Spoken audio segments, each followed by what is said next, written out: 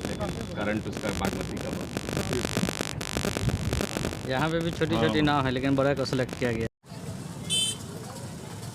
पानी का अभी तो पानी काफ़ी कम हो गया है, ऑलमोस्ट इससे 2 भी से ज़्यादा 3 था। फीट 3 फीट पानी कम हुआ ऑलमोस्ट।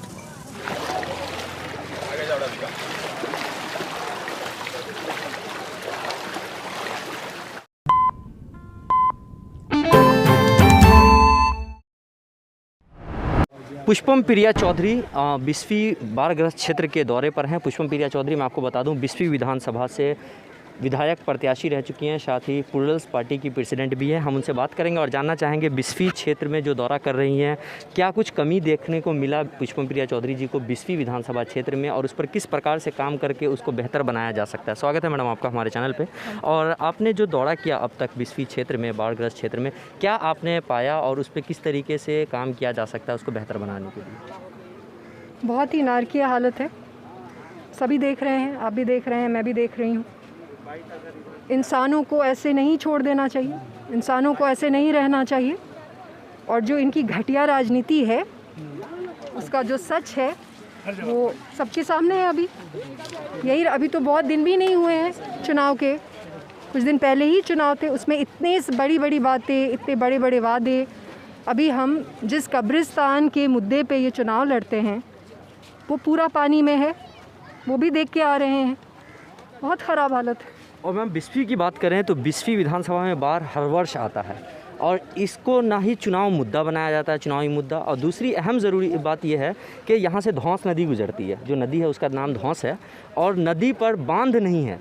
बिस्फी विधानसभा में फ्लड आने का एक बहुत बड़ा रीज़न ये है कि नदी के किनारे जो बांध होना चाहिए वो बांध नहीं है, और अब तक किसी जनप्रतिनिधि उस पर ध्यान नहीं दिया। आप उस पर किस तरीके से आगे ध्यान देंगी? अगर हमने इसको अपना अगला चुनाव मुद्दा बनाया तो वो ये चुनाव मुद्दा को कॉपी कर लेंगे। इस बार भी यही हुआ, हमने बेरोज़गारी की बात की, उद्योग की बात की, तो उन्होंने कॉपी कर लिया। अगर उन्होंने इसको मुद्दा बना भी लिया तो भी उनसे कुछ नहीं होना है। हमें आज़ाद हुए 75 साल हो गए हैं अब। उस दिन से आज तक, जब से मैं पैदा हुई हूँ तब से यही हो रहा है। बाढ़ आती है, सब कुछ बह जाता है, यही हालात रहते हैं, पर इन्होंने आज तक कुछ भी नहीं किया। यही यहाँ पे हालत है। नंबर 1, इनको पड़ी नहीं है किसी की।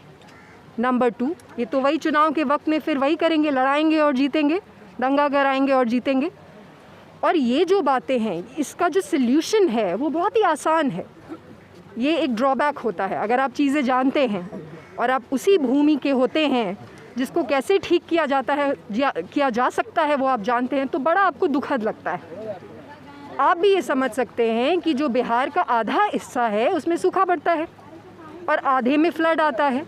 तो जब रिवर इंटरलिंकिंग करेंगे, मतलब जब नदियों को जोड़ देंगे, तो प्रॉब्लम खुद ही सॉल्व हो जाएगी। अब तो हम उस ज़माने में रहते हैं जहाँ पे समुद्र के बीच से ट्रेन निकाल दिया जाता है, उसी ज़माने में, उसी दुनिया में रहते हैं। तो इनसे तो कुछ होना नहीं है, जिनकी राजनीति का स्तर इतना घटिया हो कि ये सब पब्लिक पॉलिसी के मुद्दे ही उनके ना हो, उनसे अगर हम एक्सपेक्ट कर रहे हैं तो खुद को धोखा दे रहे हैं।